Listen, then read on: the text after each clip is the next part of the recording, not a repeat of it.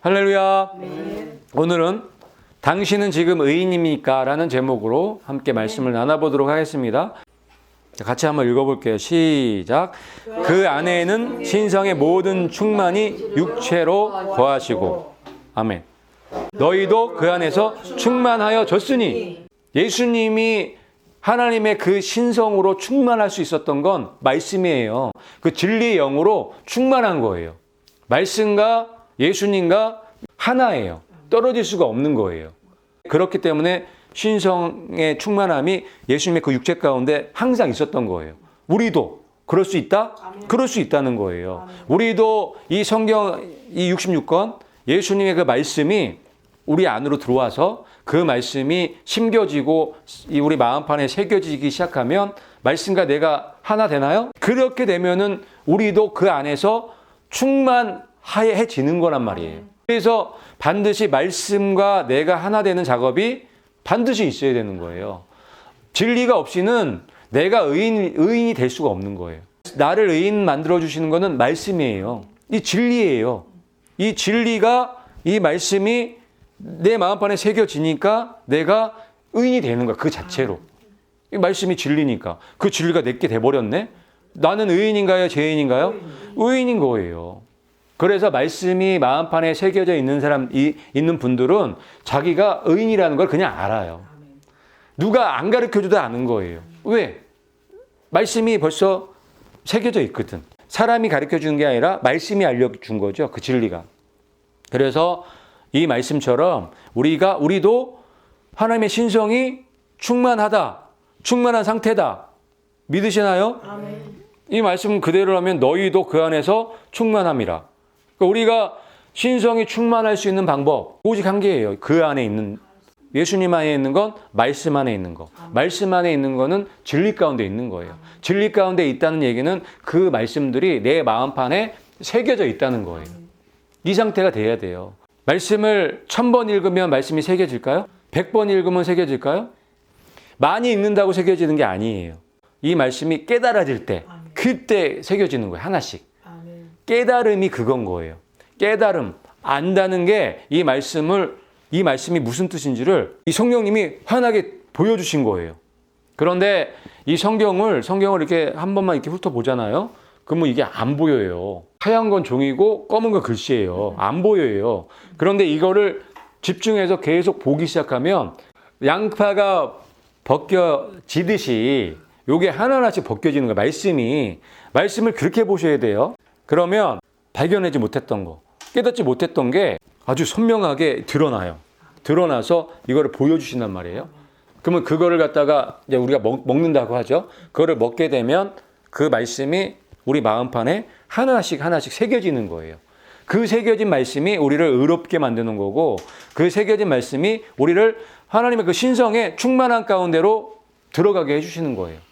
그래서 너희도 그 안에서 충만하여 졌으니라고 말씀하신 이유가 거기 있는 거예요. 우리도 이렇게 될 수가 있는 거예요. 우리가 하고자 하고 이 원리만 알고 우리가 지금부터 말씀 가운데로, 진리 가운데로 나아가면 우리가 그렇게 되겠죠. 그 말씀을 우리가 마음판에 새길 수 있겠죠. 그러면 우리가 성령, 이 하나님의 신성으로 충만해지는 거예요. 여기서 충만하다는 거는 완벽하다는 얘기예요. 완벽. 모자람이 없다는 거예요. 충만은. 모자람이 없기 때문에 완벽한 거죠.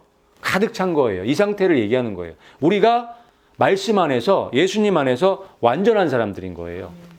이 진리 가운데서 이 진리가 우리 안에 새겨져 있는 사람들은 부족함이 없죠. 부족함이 있을 수가 없는 거예요. 그 자체로. 그 말씀이 그냥 나한테 이 마음판에 딱 새겨져 있으면 그냥 그 자체로 완벽한 거예요. 이거 무슨 느낌인지 아시겠어요? 이거를 하셔야 돼요. 말씀을 내 걸로 만드는 작업을 하실 때 이 말씀이 그냥 성취가 되는 거예요. 우리가 완전해지고 예수님의 장성한 분량에까지 올라갈 수가 있는 방법인 거예요. 또 읽겠습니다. 시작.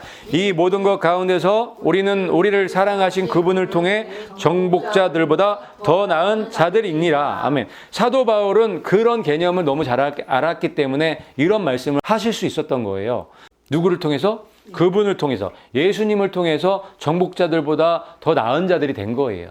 모든 것 가운데서 뛰어나다는 거예요. 예수님을 믿는 사람들은. 그럴 수밖에 없는 거예요. 예수님과 하나가 됐잖아요. 진리가 나랑 하나가 됐잖아요. 청복자보다 더 낫죠, 당연히.